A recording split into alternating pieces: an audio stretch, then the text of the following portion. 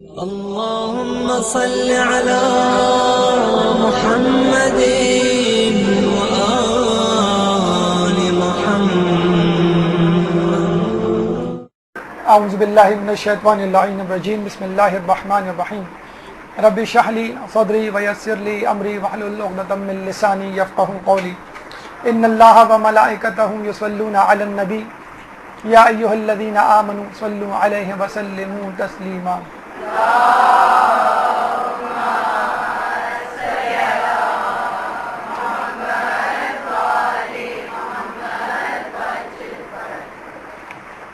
ولی عہدی امام رضا علیہ السلام کے حوالے سے اللہم صل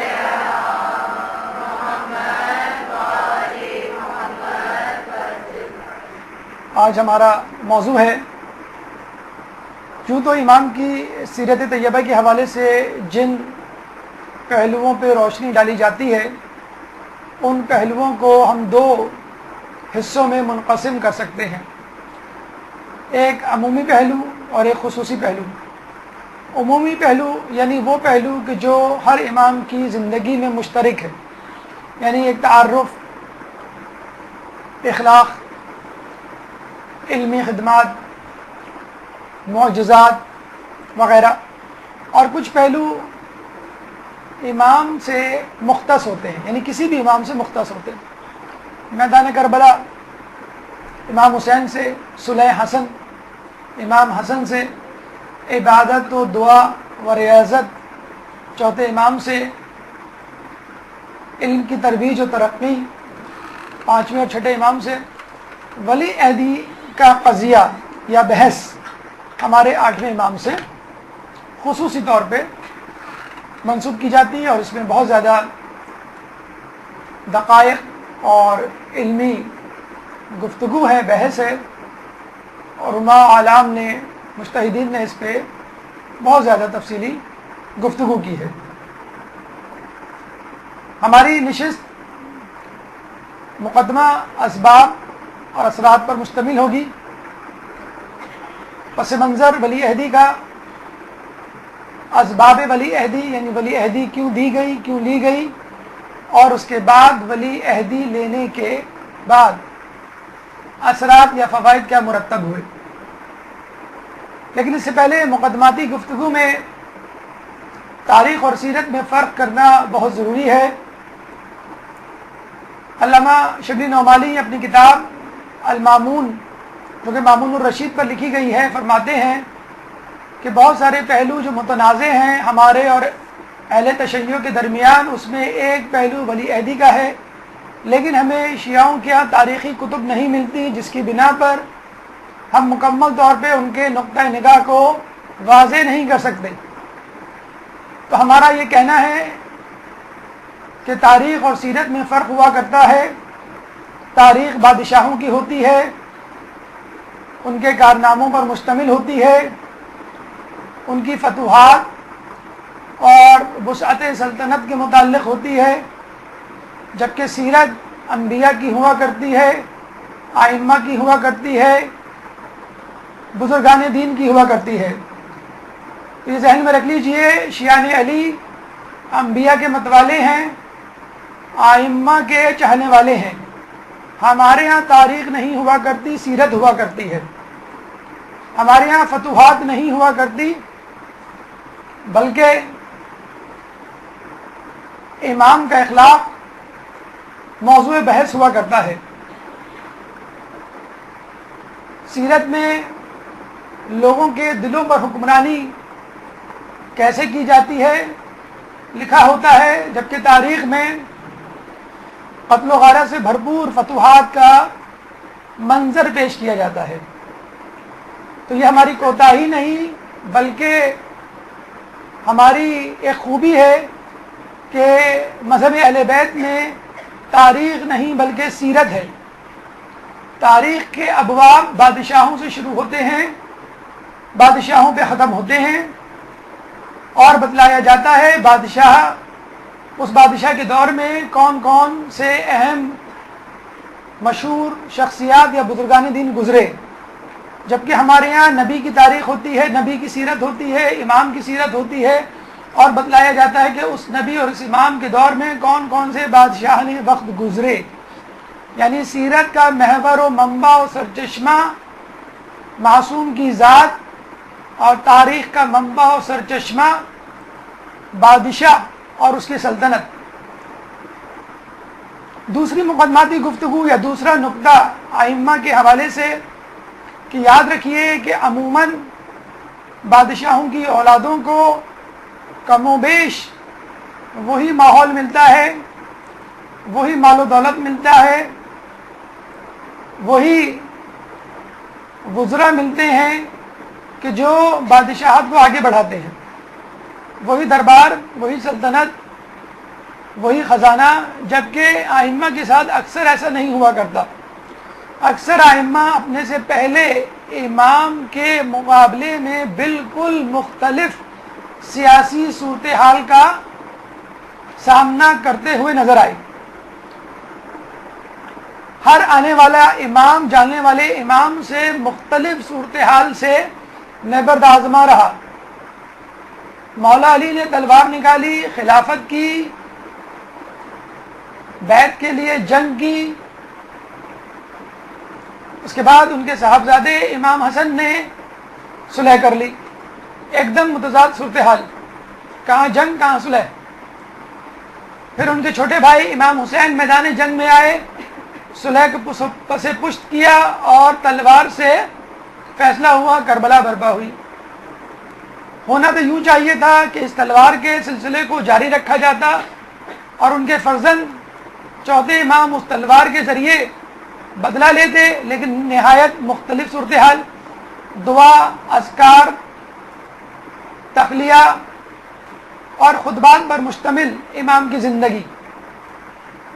پانچویں امام آتے ہیں، ان کو بنو امیہ بنو عباس کی چپلقلش کا سامنا ہوتا ہے، کھل کے کام کرنے کا موقع ملتا ہے. اور کم و بیش یہی صورتحال چھٹے امام کو بھی ملتی ہے، اور اتنا کھل کے کام کیا جاتا ہے کہ شیعہ، غیر شیعہ، مسلم، غیر مسلم، دوست اور دشمن سب ان کے سامنے زانو تلمس طے کیے بیٹھے ہوئے ہوتے ہیں.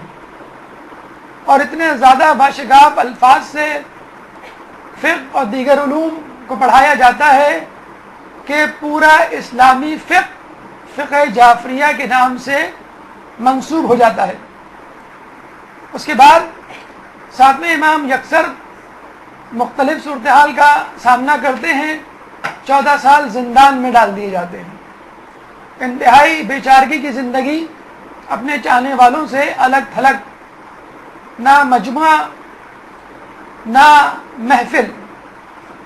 آٹھویں امام آتے ہیں تو ایک دم سے ولی عہدی کا عہدہ ان کو دے دیا جاتا ہے.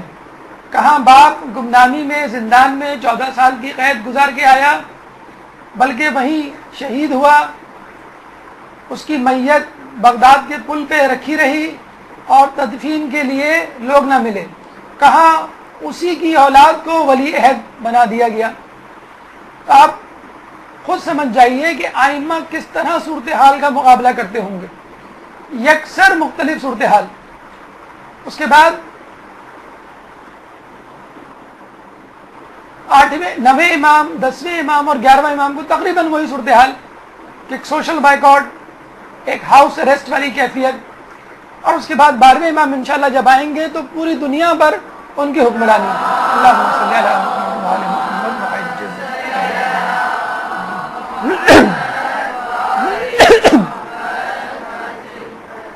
آپ نے دیکھا کہ ائمہ کس طرح مختلف بلکہ متضاد صورتوں کا سامنا کرتے ہوئے نظر آتے ہیں.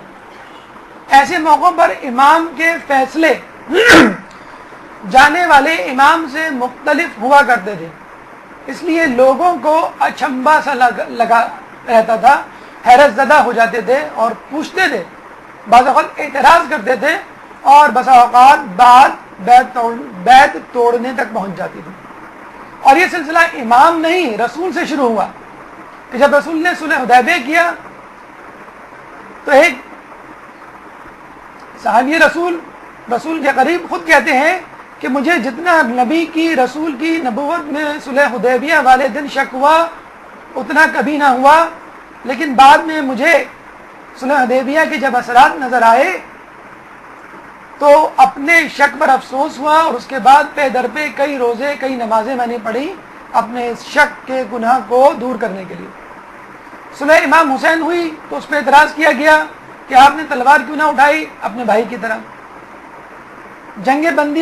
جنگ بندی صفین ہوئی تو مولا علی پہ اعتراض کہ آپ نے تحکیم کا فیصلہ کیوں قبول کیا، کیوں نہ اپنے دشمن کو تحق کیا اور قتل کیا۔ چھٹے امام پہ اعتراض ہوا کہ آپ نے قیام کیوں نہیں کیا، بہترین وقت تھا، بنو امیہ بنو عباس میں جنگ جاری تھی، فائدہ اٹھاتے خلافت پر قبضہ کر لیتے، کیوں نہیں کیا۔ آٹھویں امام پر اعتراض ہوا کہ آپ نے ولی عہدی کا عہدہ کیوں قبول کیا۔ تو کہیں صلح پر اعتراض، کہیں جنگ پر اعتراض۔ اگر ایک اعتراض ہو تو آدمی جواب بھی دے دے، یا تو جنگ پہ اعتراض کر لیں یا صلح پہ اعتراض کر لیں۔ کبھی صلح پہ اعتراض ہو رہا ہے، کبھی جنگ پہ اعتراض ہو رہا ہے۔ پھر اور تو اور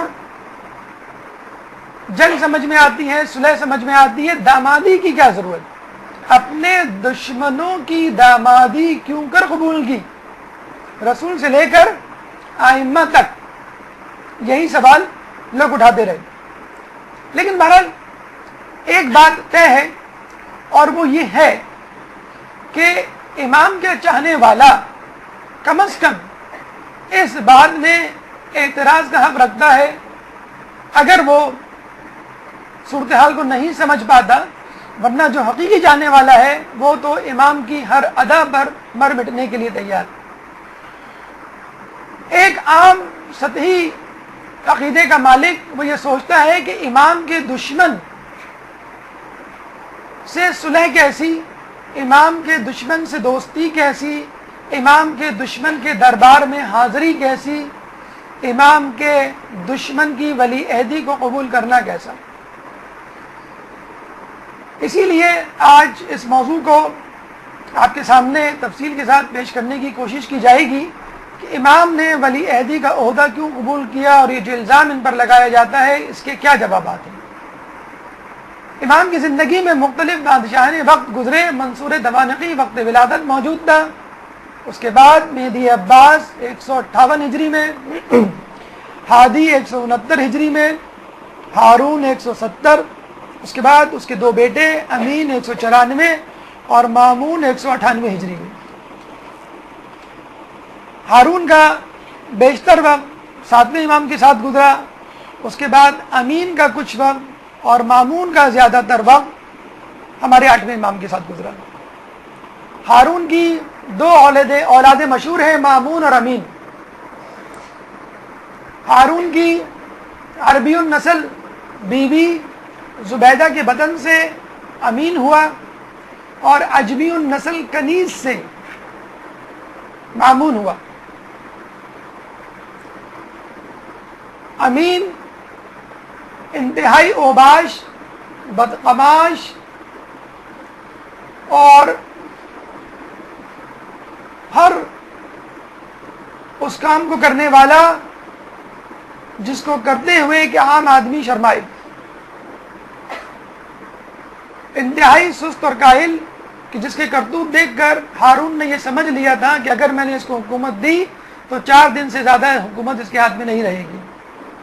مامون کی طرف دیکھتا تو اس کے حوصلے بلند ہوتے، انتہائی ہوشیار، علم دوست، انتہائی چالاک، امور سلطنت میں ماہر، سوچ بچار، تفکر تدبر کرنے والا۔ لیکن مسئلہ یہ تھا کہ امین عربی النسل تھا، تمام عرب اقوام امین کے ساتھ تھی، اور مامون عجمی النسل تھا، یعنی غیر عرب اس کے ساتھ تھے۔ یقیناً عربی افراد کا، عربی بولنے والوں کا، عربوں کا وزن امین کے پلڑے میں تھا، لیکن ہارون فیصلہ نہیں کر پا رہا تھا کیا کرے۔ چاروں ناچار آخر میں اس نے اپنی سلطنت کو 2 حصوں میں تقسیم کر دیا۔ عربی بولنے والے علاقے یعنی حجاز، یمن، شام امین کے حوالے کر دیے، اور غیر عربی علاقے یعنی ایران، خراسان، ترکمانستان مامون کے حوالے کر دیے۔ اور یوں وہ سکون سے بیٹھ گیا کہ چلو اب ان میں جھگڑا نہیں ہوگا۔ تقسیم کر دیا تو دونوں نے اپنا ہاتھ اپنے باپ کے اوپر سے اٹھا لیا، یعنی نہ مامون نے اس کو اپنے محل میں جگہ دی نہ امین نے، اور وہ بیچارہ ایک بیٹے سے دوسرے بیٹے کے گھر دھکے کھاتا رہا اور آخر وقت میں نہایت قسمہ پرسی میں اس کا انتقال ہوا۔ امین کی عمر 3 یا 4 سال تک چل پائی، پھر مامون نے سازش کے تحت اس کو قتل کیا اور بلا شرکت غیر امور سلطنت کا مالک بن گیا اور مسلمانوں کا خلیفہ کہلایا۔ 20 سال تک اس نے حکمرانی کی۔ تاریخ دان یہ کہتے ہیں کہ یہ مسلمانوں کا سنہرا ترین دور تھا، اور ہم یہ کہتے ہیں کہ یہ تاریخ ترین دور تھا۔ سنہرا ترین دور یوں تھا کہ بغداد روز بروز ترقی کر رہا تھا، خراسان خوشحالی میں پھل پھول رہا تھا، عام مسلمان انتہائی متمول اور دولت و ثروت کا مالک تھا۔ چنانچہ اس دور کو سنہری دور مسلمانوں کا کہا جانے لگا، لیکن ہمارے لیے معیار مختلف ہے، کیونکہ ہم تاریخوں پر اعتبار نہیں کرتے، ہم سیرت پہ اعتبار کرتے ہیں۔ اگر دولت قبضہ کر کے کمائی جائے تو ایسی دولت حرام ہے، اور ایسی خوشحالی کا کوئی فائدہ نہیں جو دوسروں کا مال کھا کر حاصل کی جائے۔ امام نے اپنے باپ کا دور اپنی آنکھوں سے بہت قریب سے دیکھا۔ 7ویں امام بڑی عجیب صورتحال سے 2-4 تھے، اور یہ واحد امام تھے جو طویل ترین قید و بند کی صورتحال سے 2-4 رہے۔ 14 سال زندان میں قید رہے، لیکن اس کے باوجود کہ جو لوگ یہ کہتے ہیں کہ امام زندان میں رہے اور ان کا کوئی عملی کردار نہ رہا، غلط ہے۔ ضروری نہیں کہ انسان خود اپنے طور پہ کسی جگہ موجود ہو اور کسی کام کو انجام دے، یہ کام اس کے چاہنے والے جاننے والے بھی کر سکتے ہیں۔ چنانچہ امام نے علی بن یقطین کو وزیر بنا کر ہارون کے دربار میں چھوڑ دیا۔ علی بن یقطین پہلے گھبرائے تو کہا کہ تم اس عہدے سے اپنے شیعوں کی مدد کرنا، لیکن دوسری طرف صفوان جمال کو منع کیا کہ تم اپنے اونٹ ہارون کو نہ دو، اس طرح تو تم اس کی زندگی کی دعا کرو گے کہ جب وہ سفر میں تمہارے اونٹ لے کر جائے گا، تاکہ وہ واپس آ جائے بحفظ حفاظت اور تم اپنے اونٹ اور ان کا کرایہ واپس لے سکو۔ تو یہ بات غلط ہے کہ ہمارے ساتھ میں امام نے بغیر کسی عملی جدوجہد اور سیاسی کردار کی اپنی زندگی کو گزارا، گو کہ وہ زندان میں تھے لیکن ان کے لوگ اپنے اپنے کام کر رہے تھے۔ پوری تیاری کے ساتھ وہ زندان میں گئے۔ جب زندان میں گئے تو لوگوں کو کہا کہ دیکھو یہ خمس و زکوٰۃ اور دیگر صدقہ جات کے اموال ہیں، اپنے پاس سنبھال کے رکھنا، میرا بیٹا علی رضا آئے گا اور تم سے یہ مال طلب کرے گا، اور وہ جتنا مال طلب کرے گا وہ اتنا ہی ہوگا جتنا میں نے تمہیں دیا ہوگا۔ یہ اس بات کی دلیل ہوگی کہ وہ میرے بعد امام ہے، کیونکہ تمہارے اور میرے علاوہ کوئی نہیں جانتا کہ میں تمہیں کتنا مال دے رہا ہوں۔ یوں کسی کے پاس 30,000 دینار تھے، کسی کے پاس 70,000 درہم تھے، اور امام کے بہت قریبی افراد میں دولت کی کافی زیادہ مقدار جمع ہو گئی تھی۔ امام جب 14 سال قید میں گئے تو ان لوگوں میں سے چند لوگوں کی نیتوں میں فتور آ گیا، اور انہوں نے یہ کہا کہ یہ مال اب ہم خود رکھیں گے، خود تصرف کریں گے۔ چنانچہ انہوں نے یہ بات پھیلا دی کہ امام غیبت میں چلے گئے ہیں اور یہی امام مہدی ہیں جو بعد میں ظہور کریں گے۔ ان کو معلوم تھا اس فلسفے کو پھیلانے کا مقصد یہ ہے کہ کم از کم ہماری زندگی میں تو امام نہیں آنے کے، چنانچہ اس مال کو استعمال کر لو۔ ایسے لوگوں کو جنہوں نے امام کے بارے میں توقف کیا واقفی کہلائے، وہ لوگ جو یہ کہنے لگے کہ ہم امام رضا کو امام نہیں مانتے، امام موسیٰ کاظم کو امام مانتے ہیں لیکن غیبت میں مانتے ہیں، اور وہ ظہور کریں گے، کب کریں گے یہ نہیں معلوم، ایسے لوگ واقفی کہلائے۔ اور یہ وہ لوگ تھے کہ جنہوں نے امام کا مال جو ہے ہڑپ کر لیا تھا۔ بلکہ اگر کوئی شخص امام کا مال واپس لوٹانے کے لیے 8ویں امام کے پاس جاتا تو یہ کہتے کہ دیکھو ہم سے 10,000 درہم اور لے لو، لیکن امام رضا کو اپنا امام ماننے سے انکار کر دو۔ تو عجیب و غریب صورتحال سے ہمارے 8ویں امام کو سامنا تھا کہ وہ لوگوں تک علم دین تبلیغ دین کیسے کر دے کہ لوگوں کا ایک گروہ وجود میں آ گیا جس نے آپ کی امامت سے ہی انکار کر دیا۔ ایسی صورت میں مامون نے جب یہ دیکھا کہ فضا میرے خلاف ناسازگار ہے اور کسی بھی وقت خلافت میرے ہاتھ سے جا سکتی ہے، حکمرانی خطرے میں پڑ سکتی ہے، تو کیوں نہ میں اپنی ولی عہدی امام کو سپرد کر دوں اور اپنے آپ کو بچا لوں۔ ولی عہدی مامون الرشید نے امام کے حوالے کیوں کی، اس کا ایک پہلو، اور دوسرا پہلو یہ کہ امام نے ولی عہدی کیوں قبول کی۔ ان دو جہتوں سے اس پر انشاءاللہ روشنی ڈالی جائے گی۔ آئیے پہلے اس بات پر غور و فکر کرتے ہیں کہ مامون نے ولی عہدی کیوں دی۔ ایک درود پڑھ دیجئے محمد والے محمد۔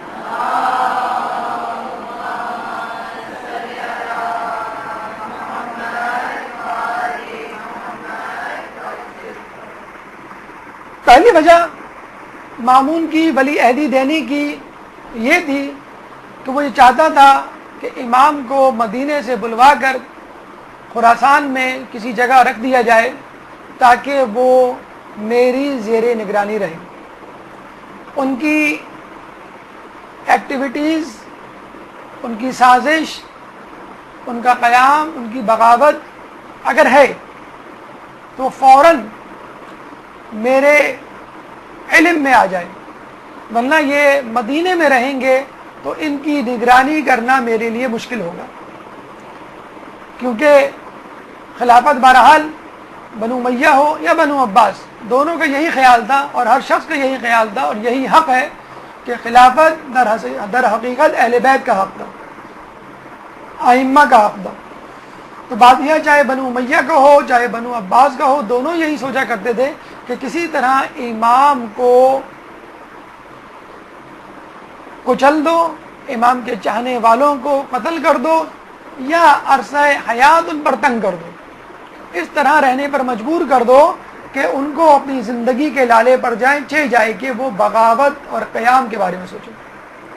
دوسری وجہ کہ امام سے لوگوں کی ملاقات کو دشوار بنانا، اگر مدینے میں رہیں گے تو ہر چاہنے والا منہ اٹھا کے چلا آئے گا، خراسان میں رہیں گے تو دربار میں آنے کے کچھ ادب و آداب ہوتے ہیں، اوقات ہوتے ہیں، باقاعدہ ایک رجسٹر میں دفتر میں لکھا جاتا تھا کہ کون آ رہا ہے، کون جا رہا ہے، کون کتنی مرتبہ آیا، کون کیا لے کر آیا، کون کیا لے کر جا رہا ہے، چہرے کے تاثرات کیا تھے اور جاتے ہوئے چہرے پہ کیا کچھ نمودار تھا۔ تیسری وجہ،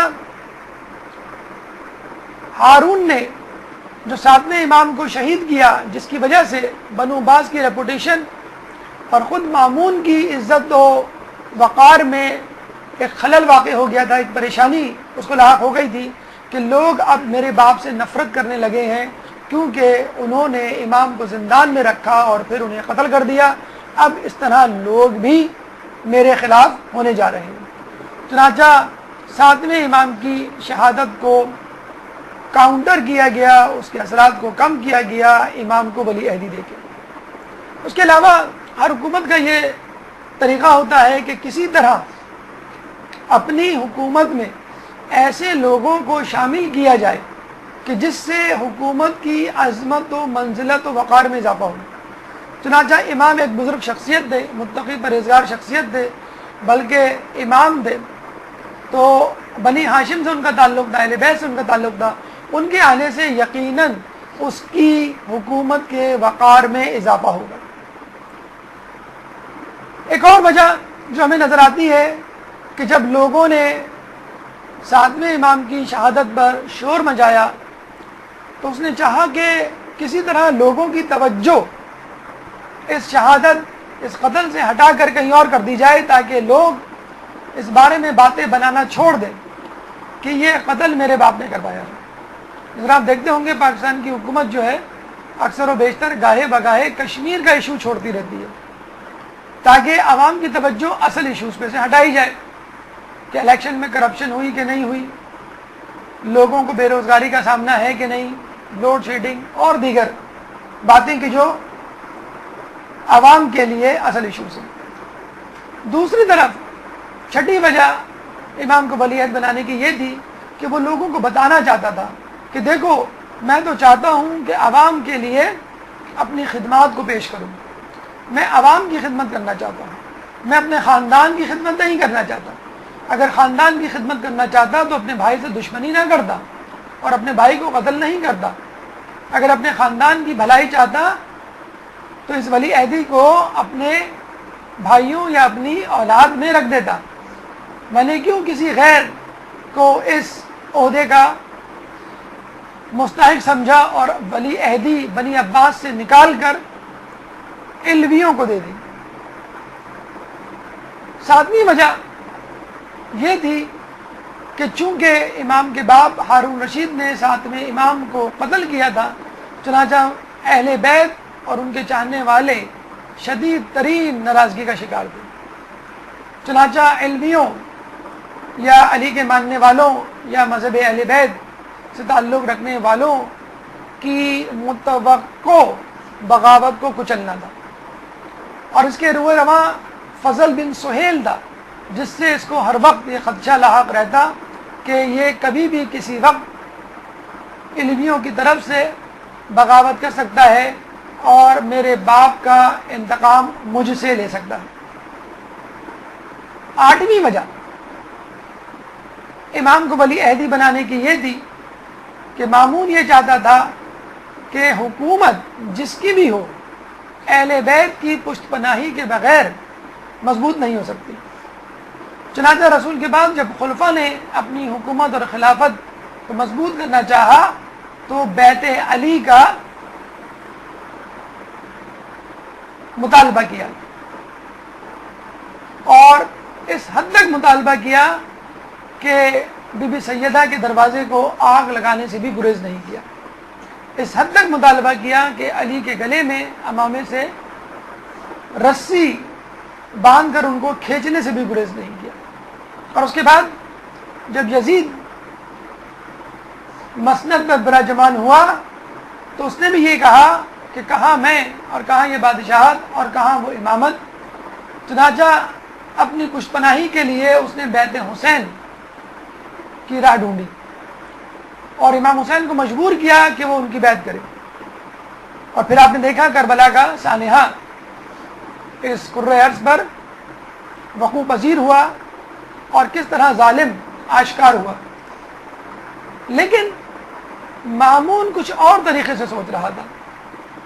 اس نے بیت علی کا طریقہ بھی نہیں اپنایا اور نہ بیت حسین کا، یعنی زبردستی کی بیعت کی بجائے اس نے پیار و محبت سے کام لینے کی سوچی، اور یہ کہا کہ میں بیعت کیوں لوں، کیوں نہ امام کو اپنا ولی عہد ہی بنا دوں۔ بیعت تو بہت دور کی بات، امام جب میرے بعد بادشاہ ہوں گے یا لوگوں کو یہ گمان ہوگا کہ وہ بادشاہ بنیں گے میرے بعد، تو خود بخود لوگوں کو احساس ہو جائے گا کہ اہل بیت ہمارے ساتھ ہیں۔ عربوں میں ایک مقولہ بولا جاتا ہے کہ جن ہاتھوں کو کاٹ نہیں سکتے انہیں چوم لو۔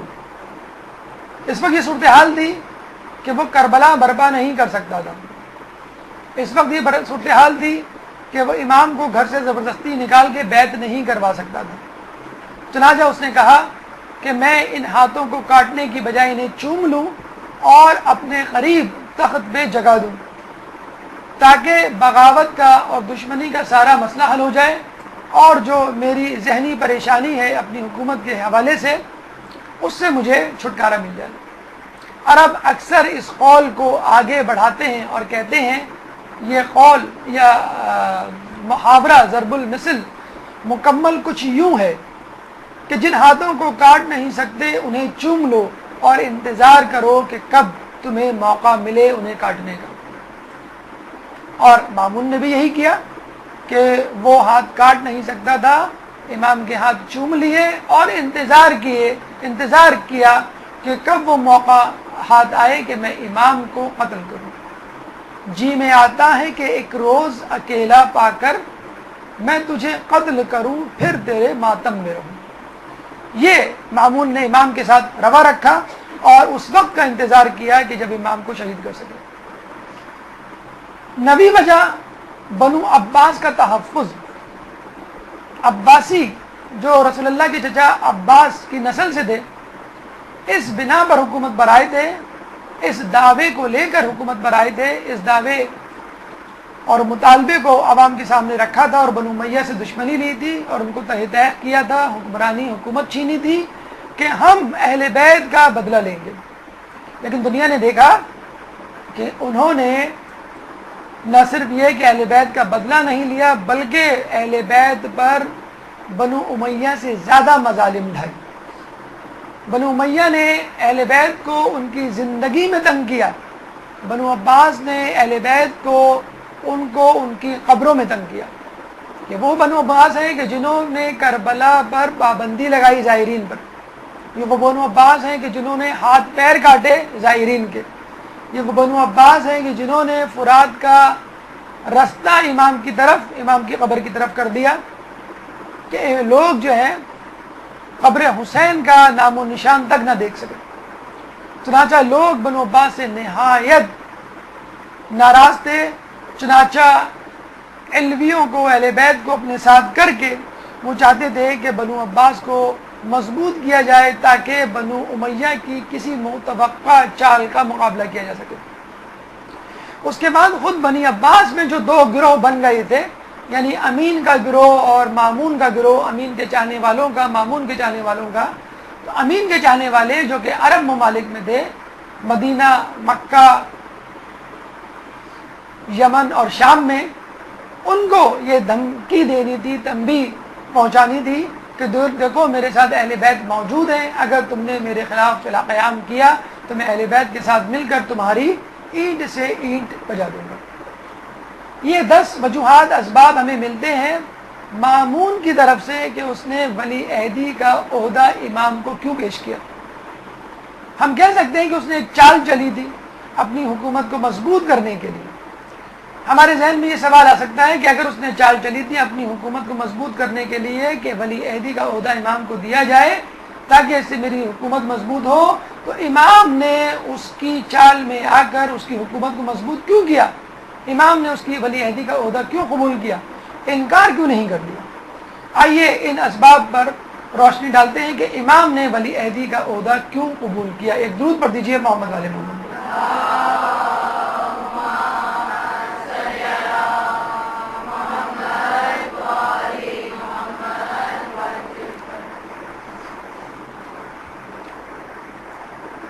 پہلی بات تو یہ کہ امام نے ولی عہدی کے عہدے کو لینے سے انکار کیا، اور اس نے ولی عہدی کا عہدہ نہیں دیا تھا، پہلے خود خلافت کے عہدے کی پیشکش کی تھی کہ آپ یہ خلافت میرے ہاتھ سے لے لیں۔ امام نے بڑا خوبصورت جواب دیا انکار کرتے ہوئے کہ اگر یہ عہدہ تجھے خدا کی طرف سے ملا ہے تو تجھے دینے کا حق نہیں، اور اگر بندوں کی طرف سے ملا ہے تو مجھے لینے کا حق نہیں۔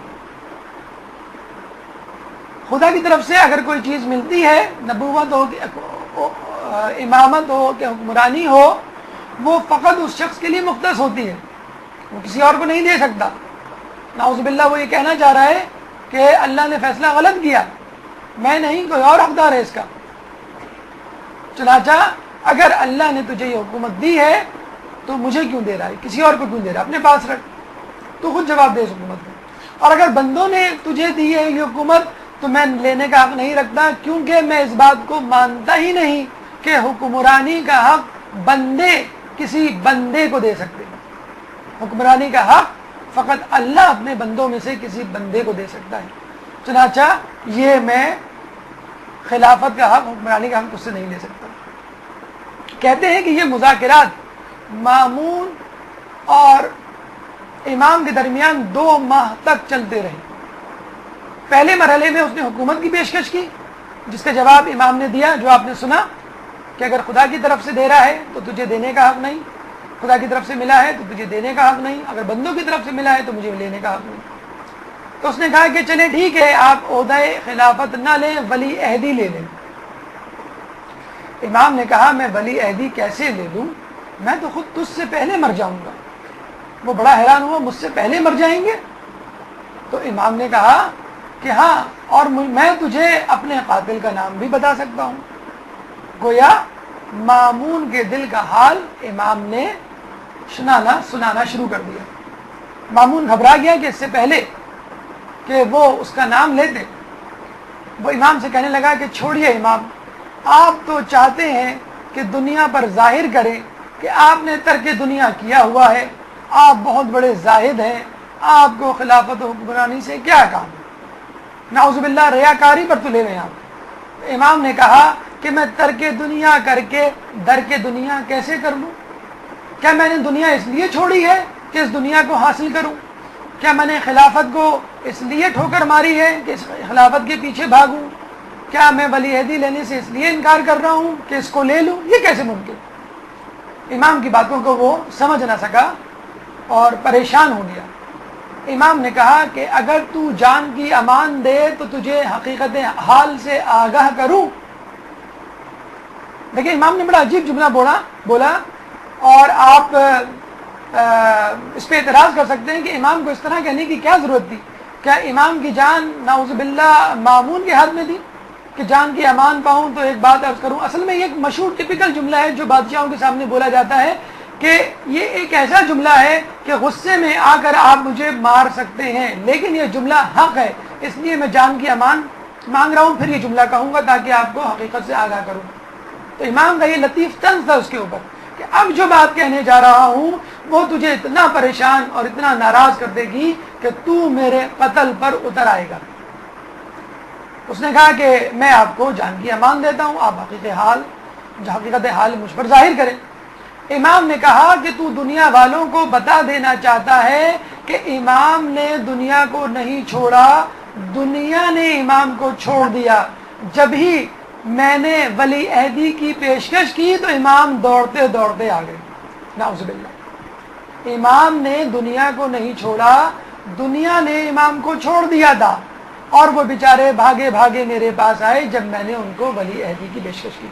یہاں پہ مامون کا پارا چڑھ گیا اور اس نے کہا کہ دیکھو تم میری رعایت سے ناجائز فائدہ اٹھا رہے ہو، اگر ولی عہدی قبول نہ کی تو قتل کر دیے جاؤ گے۔ دیکھیں امام نے اس کی زبان سے اس کے دل کا حال اور نیت اگلوا دی۔ جبھی تو امام نے کہا تھا کہ جان کی امان دے تو حقیقت حال واضح کروں، جب حقیقت حال واضح کی تو اس سے برداشت نہ ہو سکا اور ان کی جان کے در پہ ہو گیا۔ اب یہاں پر مامون نے گویا موت کی پیشکش کر دی، پہلے نمبر پہ حکومت کی پیشکش، دوسرے نمبر پہ ولی عہدی کی پیشکش، اور اگر یہ نہیں اس بات پہ تیار تو موت کی پیشکش۔ چنانچہ امام نے خودکشی کی بجائے ولی عہدی کو ترجیح دی۔ اب آپ یہ کہہ سکتے ہیں کہ امام حسین کی طرح جان دے کر بھی تو اسلام کو بچا سکتے تھے، اسلام کو فائدہ پہنچا سکتے تھے۔ تو یہاں یہی کہا جائے گا کہ یہاں جان بچانے میں اسلام کی خدمت ہو رہی تھی، جس کا تذکرہ بھی آئے گا۔ کربلا میں جان دینے سے اسلام کی خدمت ہو رہی تھی۔ تو جب جیسے جیسے اسلام کو فائدہ پہنچ سکتا تھا اس وقت امام نے ویسا ہی کیا جیسے کرنا چاہیے تھا۔ جان بچانی ضروری تھی اسلام کے لیے تو جان بچائی، جان دینی ضروری تھی اسلام کے لیے تو جان بچائی، اپنے لیے نہیں جان دی، اپنے لیے نہیں جان بچائی، اسلام کے لیے جو کچھ کیا اسلام کے لیے کیا۔ اور پھر امام نے ولی عہدی منوعاً تسلیم نہیں کی، 3 شرائط رکھی۔ نمبر 1، دخل در اندازی حکومت امور نہیں کروں گا، تمہارے حکومتی امور میں دخل اندازی، فلاں کو منصب دے دیا، فلاں کو منصب سے ہٹا دیا، فلاں کو فلاں جگہ متعین کر دیا، یہ نہیں کروں گا۔ ہاں اگر مشورہ مانگو گے تو حکومتی مشورے میں شریک رہوں گا۔ اور یہاں پر مولا کی یاد تازہ ہو جاتی ہے، بلکہ مولا ہی کیا اس کے بعد جتنے بھی امام آئے، جن بادشاہوں نے اپنے اپنے زمانے کے اماموں سے مشورہ مانگا، اماموں نے مشورہ دیا کیونکہ اسلام کی بقا منظور تھی۔ شخصیت سے اختلاف اور ہے اور اسلام کا تحفظ اور ہے۔ نمبر 3 اہم ترین کام جو امام نے اس موقع پر کیا، طویل ترین ایک تحریر ہے، ایگریمنٹ ہے رضامندی والا، کہ جس میں ولی عہدی کا عہدہ لیا گیا۔ تیسری شرائط کی یہ تھی کہ مامون تحریری اعتراف کرے ان حقائق کا، یعنی ان جرائم کا جو اس نے اور اس کے باپ نے اور اس سے پہلے بنو عباس اور بنو امیہ نے جاری رکھے، یعنی اہل بیت کا حقوق کا غصب کرنا، جس میں باغ فدق کا غصب کرنا بھی شامل، جس میں مولا کی خلافت کا غصب کرنا بھی شامل، اور اہل بیت کو حکومتی عہدوں سے دور رکھنا بھی شامل۔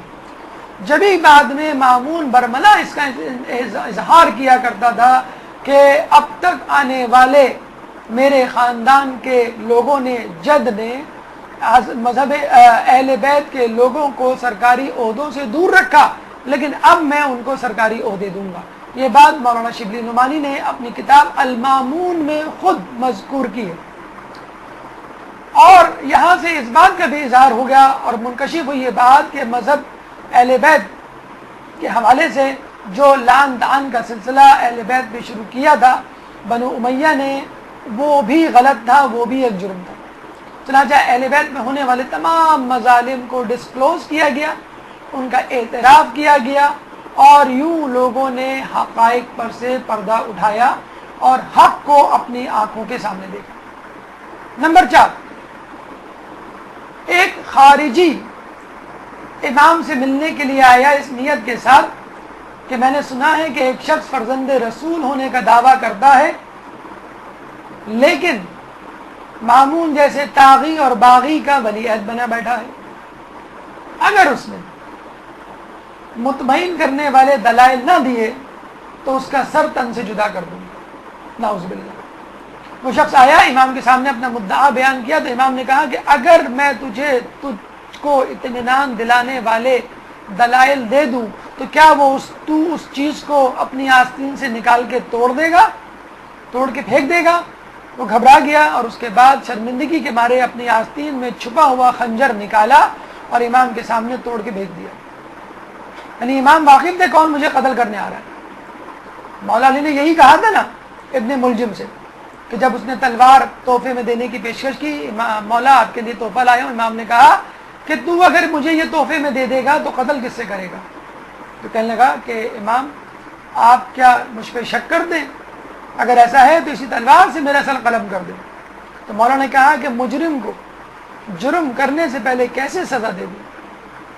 تو امام اپنے قاتلوں کو بھی بخوبی جانتے تھے اور قتل کی نیت سے آنے والوں کو بھی۔ امام نے جواب دینا شروع کیا اور کہا کہ تو یہ بتا کہ ہارون کفر کے قریب ہے، مامون کفر کے قریب ہے، یا عزیز مصر کفر کے قریب تھا؟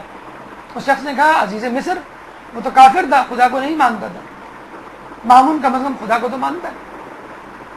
تو امام نے پھر سورہ یوسف کی آیت نمبر 55 پڑھی، قال جعلنی علی خزائن الارض انی حفیظ علیم، کہ یوسف علیہ السلام نے کہا کہ مجھے خزانوں پر حاکم بنا دو کہ میں حفیظ اور علیم ہوں، حفاظت کرنے والا اور علم رکھنے والا ہوں۔ پھر امام نے کہا کہ دیکھو یوسف نبی تھا اور فرزند نبی تھا، میں فقط وصی نبی ہوں۔ دیکھو یوسف نے خزانے کی حاکمیت مانگی تھی، عہدہ مانگا تھا خزانچی کا، اور مجھے یہاں مجبور کیا جا رہا ہے ولی عہدی کے لیے، ورنہ قتل کی دھمکی دی جا رہی ہے، تو کیا میں اس عہدے کو قبول نہ کروں؟ چنانچہ وہ امام کی اس بات سے بہت متاثر ہوا اور مطمئن ہو کر وہاں سے نکلا کہ واقعی آپ فرزند رسول ہیں اور آپ کی ولی عہدی کا قبول کرنا اپنی جگہ حق ہے۔ ایک اور دفعہ اپنے چاہنے والے سے یہ کہا کہ تم کو معلوم ہے کہ امام علی نے شورا میں شرکت کرنا کیوں گوارا کیا؟ پھر خود ہی جواب دیا تاکہ دنیا یہ نہ سمجھے کہ ہم خود ہی اپنے آپ کو خلافت کے لائق نہیں سمجھتے، اور مخالفین کے اقرار سے دنیا پر یہ ثابت ہو جائے کہ امر خلافت کے ہم ہی حقدار ہیں۔ اگر امام علی مکمل طور پہ اپنے آپ کو شورا سے، خلافت سے الگ کر لیتے تو کیا اعتراض اٹھتا کہ نعوذ باللہ اہل بیت حکومت کرنے کے قابل نہیں، حکومتی امور چلانے کے قابل نہیں، حالانکہ ہمارے یہاں امام ہوتا ہی وہ ہے جو حاکم ہو۔ حاکمیت امامت کے لیے ایک جز کی حیثیت رکھتی ہے، اگر لوگ نہ دیں وہ ایک الگ بات ہے، لیکن بہرحال خلافت و حکمرانی امامت کا جز ہے. تو لوگ یہ نہ سمجھیں کہ ہم حکومت کرنا نہیں جانتے، اسلامی شریعت کو نافذ نہیں کر سکتے، اس لیے حکومت میں نہیں آنا چاہتے. یا لوگ یہ نہ سمجھیں کہ بڑے پاک باز متقی پرہیزگار بنے پھرتے ہیں، الگ حجرے میں بیٹھے ہیں، لوگوں سے قطع تعلق کر کے اپنی دنیا بسائی ہوئی ہے. ارے بازاروں میں چلو پھرو، لوگوں میں اٹھو بیٹھو، حکومتی امور میں شامل ہو تو پتہ چلے کہ دنیا کسے کہتے ہیں. خلوت میں راہبوں کی طرح زندگی گزار کر اسلام پر چلنا آسان ہے، لیکن حکومت کرتے ہوئے اسلام پر چلنا مشکل ہے. چنانچہ تم اہل بیت فقط حکومت سے دور ہو کر ہی اسلام پر چل سکتے ہو. چنانچہ مولا نے خلافت لے کر یہ ثابت کیا کہ ہم اہل بیت ہر حال میں اسلام پر چل سکتے ہیں، اسلام کو نافذ کر سکتے ہیں، چاہے حکومت ہمارے ہاتھ میں ہو چاہے حکومت ہمارے ہاتھ میں نہ ہو. جب مامون امام کو گاہے بگاہے احسان مندی کے طعنے دیا کرتا تھا کہ دیکھیں امام، میں نے آپ کو ولی عہدی کا عہدہ دیا ہے، دیکھیں امام میں نے آپ پر کتنا بڑا احسان کیا، دیکھیں میں نے آپ کی قدر و منزلت کو کتنا بڑھا دیا، مدینے سے خراسان عام آدمی سے ولی عہد بنا دیا. امام نے کہا کہ تو ہماری شان کو کیا بڑھائے گا؟ جو کام ہم یہاں خراسان میں کر رہے ہیں یہی کام ہم مدینے میں کیا کرتے تھے. حکمرانوں کا کام کیا ہوتا ہے؟ عوام الناس کی خدمت. تو یہ کام تو ہم مدینے کی گلیوں میں اپنی سواری پر گھوم پھر کے کیا کرتے تھے، اور ہمارے پاس حاجت مندوں کا ہجوم ہوا کرتا تھا اور ہم ان کی حاجت روی کیا کرتے تھے. اور انسانوں کی تو دور کی بات، امام تو امام العالمین ہوا کرتا ہے کہ جس طرح رسول رحمت للعالمین ہے، امام عالمین کے امام ہیں، فقط انسانوں کے نہیں، جنوں کے بھی، ہر قسم کی مخلوق کے. اور ہمیں ایک واقعہ ملتا ہے بحر الانوار میں، روایتوں میں، کہ ایک دفعہ امام کسی سے گفتگو کر رہے تھے. ایک عورت نے جب آپ کو گفتگو کرتے ہوئے سنا تو کہا امام مجھے مخاطب نظر نہیں آ رہا، کون ہے آپ کا مخاطب؟ اور مجھے اس کی آواز بھی سنائی نہیں دے رہی، فقط آپ کی آواز سنائی دے رہی ہے. امام نے کہا سیارہ زہرا کی رہنے والی ایک مخلوق میرے پاس اپنے مصائب بیان کر رہی ہے اور میں اسے تسلی دے رہا ہوں.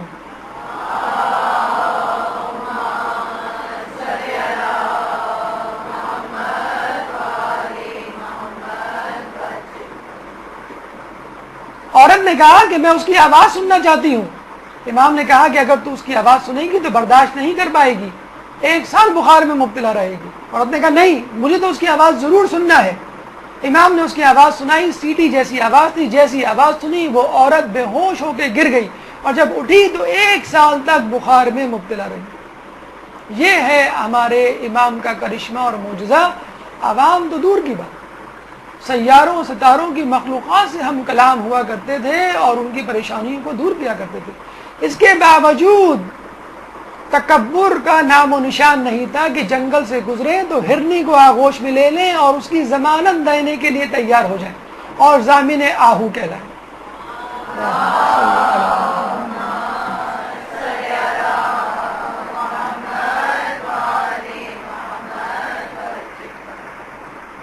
یاد رکھ لیجئے امام کے لیے یہاں پر انکساری کے اظہار کا موقع محل نہیں تھا، جیسا کہ لوگ گمان کرتے ہیں کہ امام کو تواضع انکساری سے کام لینا چاہیے تھا اور ولی عہدی سے انکار کرتے تھے کہ میرا یہ مقام نہیں، میں تو ایک سیدھا سادہ انسان ہوں. تو یاد رکھ لیجئے کہ امام نے یا اس سے پہلے کسی امام نے اگر حکمرانی لی تو کسی ذاتی مقصد کے لیے نہیں لی. اگر لیتے تو مولا علی سب سے پہلے فدق چھڑواتے اور فدق کو اپنے قبضے میں لیتے. مولا نے خلافت اپنی ذاتی انتقام کے لیے نہیں لی تھی، اور امام نے جو ولی عہدی کا عہدہ لیا تو امام چاہتے تو فدق میں سب سے پہلے قبضہ کرتے اور کہتے فدق ہمارا ہے، ہمارے حوالے کر دو. وہ چاہتے تھے پہلے مکمل طور پہ لوگوں کو ان کے حقوق ملے اور پھر ہمیں ہمارے حقوق ملے. یہاں پہ ایک نقطہ خود ہمارے لیے، آپ لوگوں کے لیے، ان لوگوں کے لیے ہے کہ جو ان مواقعوں پر انکساری کا مظاہرہ کرتے ہیں کہ جو مواقع انکساری کے نہیں ہوتے، ان مواقعوں پر مصلحت کا اظہار کرتے ہیں جو کہ عزیمت کے مواقع ہوتے ہیں. مثلا آپ سے کہہ دیا جائے بھائی آپ کو مجلس پڑھنی ہے، آپ کہتے ہیں بھائی مجلس کہاں، میں کہاں. آپ کو ممبر پہ بیٹھنا ہے، بھائی ممبر کہاں، میں کہاں. آپ کو فلاں مدرسے میں درس دینا ہے، آپ نے کہا میں کہاں اور مدرسے کی کرسی کہاں. یاد رکھ لیجئے کہ مذہب اسلام میں انکساری اس وقت ساقط ہو جاتی ہے کہ جب تبلیغ و ترویج کا موقع آتا ہے. اس وقت آپ کو یہ نہیں سوچنا کہ یہ عہدہ ملے گا تو میری شہرت ہوگی، میری خوشحالی میں اضافہ ہوگا، میری عزت میں اضافہ ہوگا، چنانچہ مجھے یہ عزت دولت شہرت نہیں چاہیے. جی نہیں، آپ کا ہدف مذہب اہل بیت، تعلیمات اہل بیت کو پہنچانا ہے لوگوں تک. اب اس کے لیے کرسی پہ بیٹھنا پڑے، ممبر پہ بیٹھنا پڑے، گاڑی میں سواری کرنی پڑے، ہدیہ لینا پڑے، عزت کو اپنی جھولی میں ڈالنا پڑے، شہرت کے بام عروج پر پہنچنا پڑے، برداشت کیجئے کہ جس طرح آپ اپنے گھروں میں بیت الخلا کو برداشت کرتے ہیں، اس شہرت کو، اس عزت کو، اس دولت کو اسی طرح برداشت ہے کہ کوئی کراہیت والی چیز برداشت کرتے ہیں. آپ کا ہدف یہ نہیں ہونا چاہیے. اور امام کی اس ولی عہدی کے عہدے کو قبول کرنے کی حکمت کو ہمیشہ مد نظر رکھیے کہ امام نے ولی عہدی کا عہدہ قبول کیا تو اس کو اپنے ذاتی مقصد کے لیے استعمال نہیں کیا. اگر تبلیغ دین میں آپ کو عزت دولت شہرت کا سامنا ہوتا ہے تو اس عزت دولت شہرت کو ہدف نہ بنائیے اور اپنا مقصد فقط مذہب اہل بیت کی ترویج اور تبلیغ رکھیے، جس طرح خود امام نے کیا، جس کا ابھی کچھ ہی دیر میں تذکرہ آئے گا. اب یہاں لوگ بات کرتے ہیں کہ بھئی حکمرانی خلافت ولی عہدی تو ہمیں سمجھ میں آتی ہے، دامادی کس کام کی؟ ائمہ ان لوگوں کے داماد کیوں بنے کہ جو امام کے دشمن تھے؟ تو چلیے رسول اللہ کو دیکھ لیجئے، کیا رسول اللہ ایسے لوگوں کے داماد نہیں بنے کہ جو رسول کے دشمن تھے؟ ابو سفیان کی بیٹی ام حبیبہ رملہ بنت ابو سفیان سے رسول کی شادی اس وقت ہوئی کہ جب اس نے مکمل طور پہ کفر کا اظہار کر کے رکھا ہوا تھا. ظاہراً اسلام قبول نہیں کیا تھا. یہ فتح مکہ اس کے بعد کی بات نہیں ہے، ہجرت حبشہ کی بات ہے کہ جب آپ کے شوہر نے جو مسلمان تھے ہجرت حبشہ کی، عیسائی مذہب قبول کیا، مرتد ہو گئے اور وہیں انتقال ہوا، تو رسول اللہ نے نجاشی کے حبشہ کے بادشاہ نجاشی سے شادی کا پیغام پہنچوایا اور اسی نے حق مہر ادا کیا اور رسول اللہ کی شادی ام حبیبہ سے ہوئی. اس وقت اسلام کے کٹر دشمن ابو سفیان کی بیٹی تھی اور ابو سفیان اس وقت کٹر دشمن تھے. تو اگر ام حبیب سے امام نے عقد کر لیا تو کیا سنت رسول پہ عمل نہیں کیا؟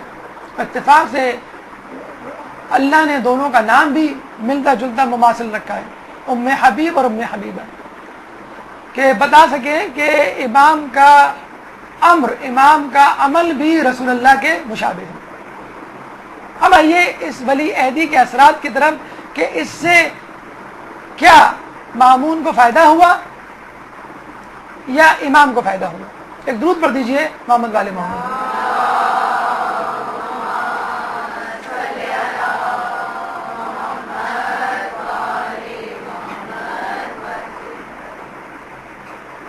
دیکھیے امام نے ایک لمحہ بھی ضائع نہیں کیا.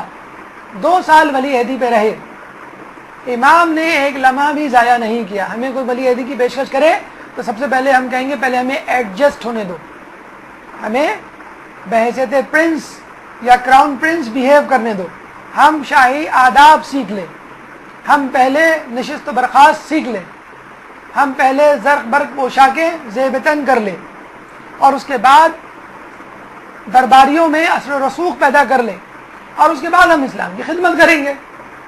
لیکن امام نے ایک لمحہ ضائع نہیں کیا. جیسے ہم نے بتلایا کہ امام نے جو عہدہ قبول کیا فقط اور فقط اسلام کی بقا کے لیے. امام مدینے سے چلے ہیں اور اپنا کام شروع کر دیا. کیا کام؟ مذہب اہل بیت، مذہب حق کو پہچانے والا، پہنچانے والا کام. 24,000 قلم و دوات لے کر لوگ امام کے پیچھے دوڑے چلے آئے. ارے اس وقت قلم و قرطاس لے آتے کہ جب رسول نے منگایا تھا تو یہ نوبت ہی نہ آتی. 24,000 قلم و قرطاس لیے لوگ دوڑے چلے آئے کہ امام ایک روایت، ایک حدیث، ایک قول آپ کی زبان مبارک سے سننا چاہتے ہیں. اور پورے سفر میں انہوں نے اپنی امامت کے کرشمے دکھائے اور کس طرح لوگوں کو اپنی طرف کیا. آئیے دیکھتے ہیں. فقط ایک حدیث سلسلۃ الذہب، اتنی مشہور حدیث کہ جس کو کہا جاتا ہے کہ اگر مردے پہ، مریض پہ، مجنوں پہ پڑھی جائے، دیوار میں لگا کے رکھی جائے تو اہل خانہ کو سب کو فائدہ ہو. کیا حدیث کہ امام سفر میں ہے، محمل سے سر نکال کے کہتے ہیں، لوگ اصرار کرتے ہیں کوئی حدیث. انہوں نے کہا کہ میں نے اپنے والد سے، انہوں نے اپنے والد سے، انہوں نے اپنے والد سے، یہاں تک کہ سلسلہ رسول تک جاتا ہے. انہوں نے جبرائیل سے، جبرائیل نے خدا سے یہ سنا، یعنی حدیث قدسی، لا الہ الا اللہ حصنی، کہ لا الہ الا اللہ میرا قلعہ ہے. فمن دخل حصنی، بس جو بھی اس قلعے میں داخل ہو گیا، آمن من عذابی، وہ میرے عذاب سے امن میں آ گیا. بے شروطہا، مگر کچھ شرائط کے ساتھ. اس کے بعد امام کی سواری چل پڑی.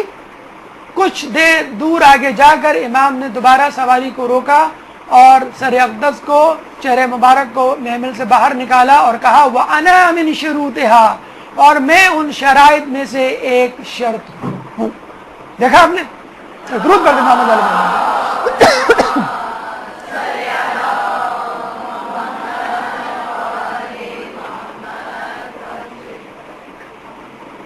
امام نے بتلا دیا کہ اسلام کا قلعہ لا الہ الا اللہ ہے، لیکن اہم ترین شرط ولایت ہے.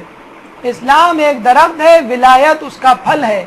درخت تک پہنچ گئے تو چھاؤں مل جائے گی، پھل نہیں حاصل کیا تو ولایت سے محروم رہ جاؤ گے. یہاں پر یہ ذہن میں ایک بات آتی ہے کہ امام نے توقف کیوں کیا؟ ایک ہی سانس میں، ایک ہی نشست میں، ایک ہی جگہ پر محمل سے سر نکال کے یہ کہہ دیتے لا الہ الا اللہ حصنی، فمن دخل حصنی آمن من عذابی بشروطها وانا من شروطها، کہ لا الہ الا اللہ میرا قلعہ ہے، بس جو اس قلعے میں داخل ہوا میرے عذاب سے امن میں آ گیا، کچھ شرائط کے ساتھ، اور میں ان شرائط میں سے ایک ہوں. تو یہاں پر اس سوال کا جواب دیجئے کہ ولایت علی کا اعلان حجت الوداع کے وقت، خطبۃ الوداع کے وقت کیوں نہیں ہوا؟ کیوں رسول اللہ نے زحمت میں ڈالا لوگوں کو؟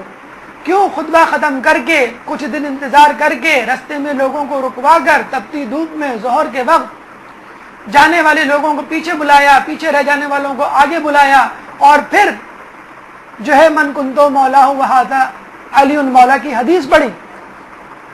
لیکن اس کا فائدہ کیا ہوا کہ جو آیت خطبۃ الوداع، حجت الوداع میں نہیں اتری تھی، جس کو ود ہولڈ کر لیا تھا، اللہ نے روک لیا تھا، فوراً کہا جبریل جاؤ اور اعلان کرو الیوم اکملت لکم دینکم واتممت علیکم نعمتی ورضیت لکم الاسلام دینا. آج ہم نے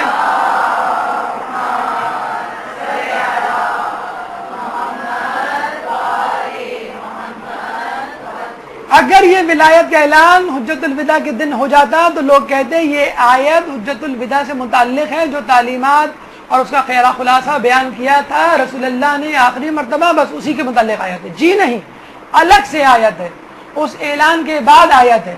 اور اس آیت کو فقط اعلان سے نہیں مربوط کیا، ایک اور آیت کو پہلے بھیجا، یا ایھا الرسول بلغ ما انزل الیک من ربک وان لم تفعل فما بلغت رسالتہ، کہ رسول وہ پیغام پہنچاؤ جو تم تک دیا گیا ہے، اگر تم نے ایسا نہ کیا.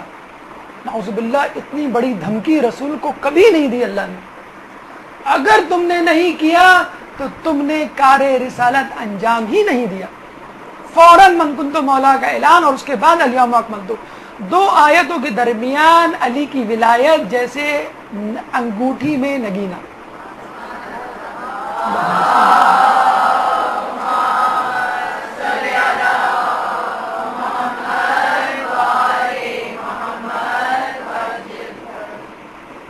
ایک شخص نے چھٹے امام کے سامنے بہت زیادہ ایک شخص کی تعریف کی اور امام نے اس سے پوچھا کہ کیا وہ ہماری ولایت میں یقین رکھتا ہے؟ اس نے کہا مجھے معلوم نہیں۔ دوسرے سال حج پہ دوبارہ آیا، پھر دوبارہ اس کی تعریف کی۔ امام نے پوچھا کیا وہ ہماری ولایت میں یقین رکھتا ہے؟ کہ ہاں میں نے تحقیق کی تھی، عبادت تو بہت کرتا ہے، گناہ تو وہ کوئی نہیں کرتا، آپ کی ولایت میں یقین نہیں کرتا۔ امام نے کہا کہ تو بتا کہ دنیا میں عظیم ترین، عزیز ترین، اہم ترین ٹکڑا کون سا ہے؟ پھر خود گویا ہوئے کہ خانہ کعبہ کے دروازے اور مقام ابراہیم کے درمیان، رسول اللہ کے منبر اور رسول کی قبر کے درمیان، یہ ٹکڑے عظیم ترین ٹکڑے ہیں۔ یہاں اگر کوئی شخص عمر بھر عبادت کرے اور ہماری ولایت پہ یقین نہ کرے تو وہ جنت کی خوشبو بھی نہیں سونگھ پائے گا۔ یہ ہے ولایت علی، ولایت اہل بیت، یہ ہے سلسلۃ الذہب کہ جس کو پکڑ کر آپ خدا تک پہنچیں گے۔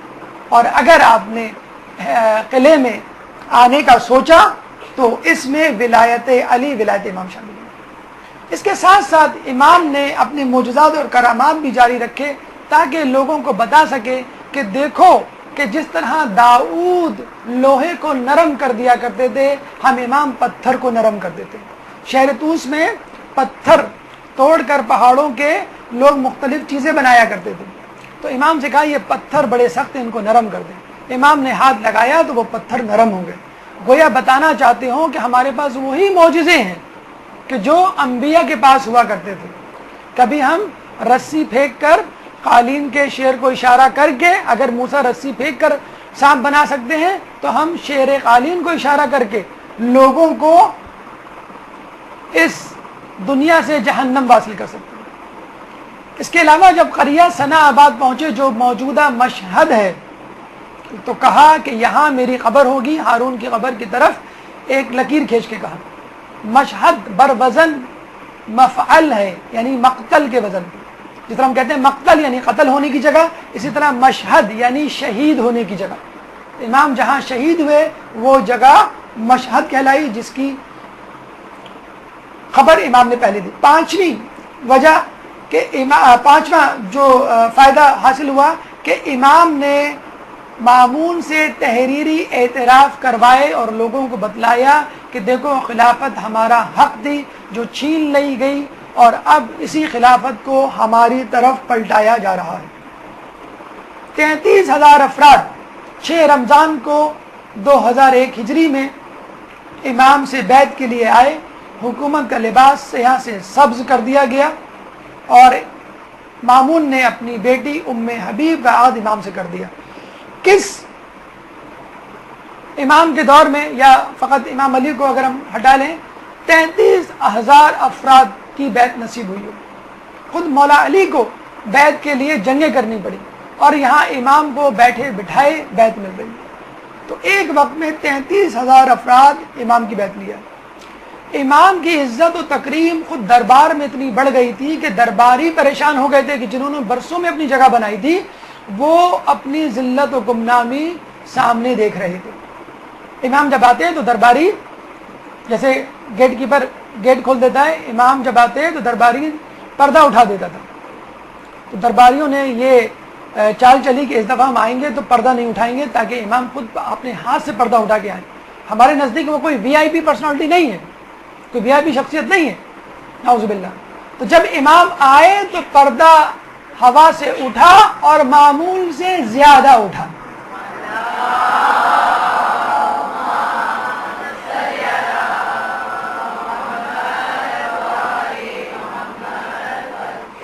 اور جب امام واپس گئے تو دوبارہ ہوا آئی، ہوا سے پردہ اٹھا اور معمول سے زیادہ اٹھا کہ دیکھو ہم تمہاری عزت کے محتاج نہیں ہیں، ہماری عزت تو اللہ کی طرف سے ہے، اور وہ ایسی عزت ہے جو دنیاوی عزت سے کہیں زیادہ ہے۔ وَتُعِزُّ مَن تَشَاءُ وَتُذِلُّ مَن تَشَاءُ۔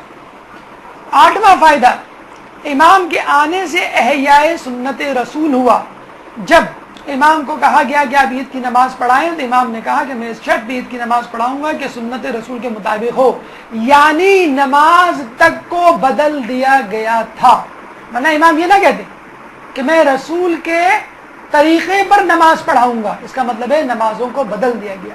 تو برہنہ پا امام جو ہے عیدگاہ کی طرف چلے اور امام کو برہنہ پا دیکھ کر تمام لوگوں نے اپنے جوتے کے تسمے کاٹ ڈالے، جیسے زلیخا کی سہیلیوں نے اپنی انگلیاں کاٹ ڈالی تھی۔ ایک درود پڑھ دے محمد والے محمد۔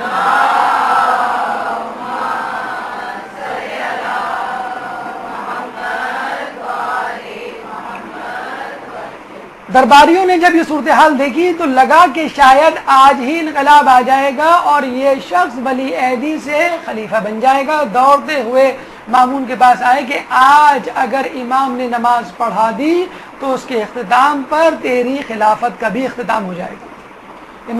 مامون بھاگتا ہوا امام کے پاس گیا اور کہا کہ بس اتنا ہی کافی ہے، اب مجھے نماز پڑھانے دیجیے۔ یہود و نصارہ سے مناظرے کیے، اسلام کی عزت کو بچایا جو پامال ہو رہی تھی ان درباریوں اور حاشیہ خواہوں اور قصیدہ پڑھنوں کے ہاتھوں کے جو دربار میں چاپلوسی کیا کرتے تھے۔